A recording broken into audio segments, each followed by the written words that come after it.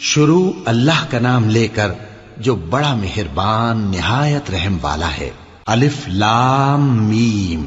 اللہ جو معبود برحق ہے، اس کے سوا کوئی عبادت کے لائق نہیں، زندہ ہے، سب کو تھامنے والا۔ اس نے اے نبی تم پر سچی کتاب نازل کی جو پہلی آسمانی کتابوں کی تصدیق کرتی ہے، اور اسی نے تورات اور انجیل نازل کی تھی۔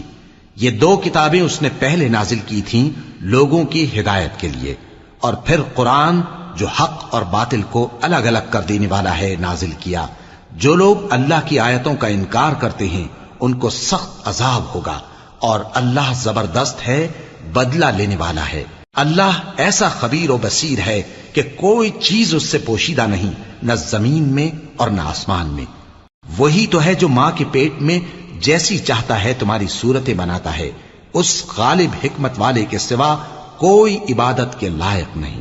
اے پیغمبر، وہی تو ہے جس نے تم پر یہ کتاب نازل کی جس کی بعض آیتیں محکم ہیں اور وہی اصل کتاب ہیں، اور بعض دوسری متشابہ ہیں۔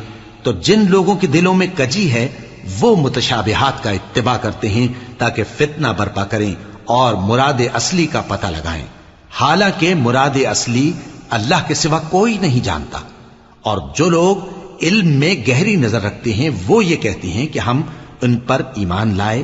یہ سب آیات ہمارے پروردگار کی طرف سے ہیں، اور نصیحت تو عقل مند ہی قبول کرتے ہیں۔ اے پروردگار، جب تو نے ہمیں ہدایت بخشی ہے تو اس کے بعد ہمارے دلوں میں کجی نہ پیدا کر دیجو، اور ہمیں اپنے ہاتھ سے رحمت عطا فرما، تو بڑا عطا فرمانے والا ہے۔ اے پروردگار، تو اس روز جس کے آنے میں کچھ بھی شک نہیں سب لوگوں کو اپنے حضور میں جمع کر لے گا۔ بے شک اللہ خلاف وعدہ نہیں کرتا۔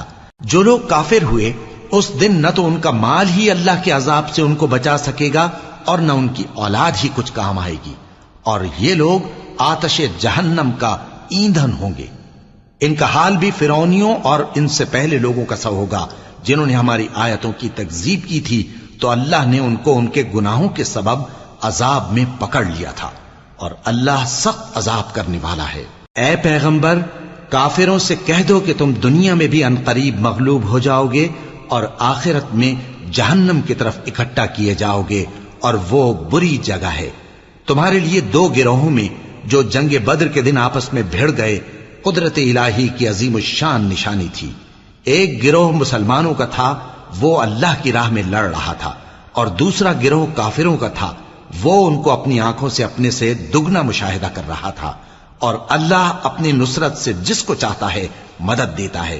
جو اہل بصارت ہیں ان کے لیے اس واقعے میں بڑی عبرت ہے۔ لوگوں کو ان کی خواہشوں کی چیزیں یعنی عورتیں اور بیٹے اور سونے اور چاندی کے بڑے بڑے ڈھیر اور نشان لگے ہوئے گھوڑے اور مویشی اور کھیتی بڑی زینت دار معلوم ہوتی ہیں، مگر یہ سب دنیا ہی کی زندگی کے سامان ہیں، اور اللہ کے پاس بہت اچھا ٹھکانہ ہے۔ اے پیغمبر، ان سے کہو کہ بھلا میں تم کو ایسی چیز بتاؤں جو ان چیزوں سے کہیں اچھی ہو؟ سنو، جو لوگ پرہیزگار ہیں ان کے لیے اللہ کے ہاں باغات بہشت ہیں جن کے نیچے نہریں بہ رہی ہیں، ان میں وہ ہمیشہ رہیں گے، اور پاکیزہ بیویاں ہیں، اور سب سے بڑھ کر اللہ کی خوشنودی۔ اور اللہ اپنے سب بندوں کو دیکھ رہا ہے جو اللہ سے التجا کرتے ہیں کہ اے پروردگار، ہم ایمان لے آئے سو ہم کو ہمارے گناہ معاف فرما اور ہم کو دوزخ کے عذاب سے محفوظ رکھ۔ یہ وہ لوگ ہیں جو مشکلات میں صبر کرتے اور سچ بولتے اور عبادت میں لگے رہتے اور نیکی میں خرچ کرتے اور اوقات سحر میں گناہوں کی معافی مانگا کرتے ہیں۔ اللہ تو اس بات کی گواہی دیتا ہے کہ اس کے سوا کوئی معبود نہیں، اس حال میں کہ وہ انصاف کا حاکم ہے، اور فرشتے اور علم والے بھی گواہی دیتے ہیں کہ اس غالب حکمت والے کے سوا کوئی لائق عبادت نہیں۔ دین تو اللہ کے نزدیک اسلام ہی ہے، اور اہل کتاب نے جو اس دین سے اختلاف کیا تو علم حاصل ہونے کے بعد آپس کی ضد سے کیا، اور جو شخص اللہ کی آیتوں کو نہ مانے تو اللہ جلد حساب لینے والا ہے۔ اے پیغمبر، پس اگر یہ لوگ تم سے جھگڑنے لگیں تو کہنا کہ میں اور میرے پیرو تو اللہ کے فرمانبردار ہو چکے، اور اہل کتاب اور ان پڑھ لوگوں سے کہو کہ کیا تم بھی اللہ کے فرمانبردار بنتے اور اسلام لاتے ہو؟ پس اگر یہ لوگ اسلام لے آئیں تو بے شک ہدایت پالیں، اور اگر تمہارا کہا نہ مانے تو تمہارا کام صرف اللہ کا پیغام پہنچا دینا ہے، اور اللہ اپنے بندوں کو دیکھ رہا ہے۔ جو لوگ اللہ کی آیتوں کو نہیں مانتے اور انبیاء کو ناحق قتل کرتے رہے ہیں اور جو انصاف کرنے کا حکم دیتے ہیں انہیں بھی مار ڈالتے ہیں، ان کو دکھ دینے والے عذاب کی خوشخبری سنا دو۔ یہ ایسے لوگ ہیں جن کے اعمال دنیا اور آخرت دونوں میں برباد ہیں، اور ان کا کوئی مددگار نہیں ہوگا۔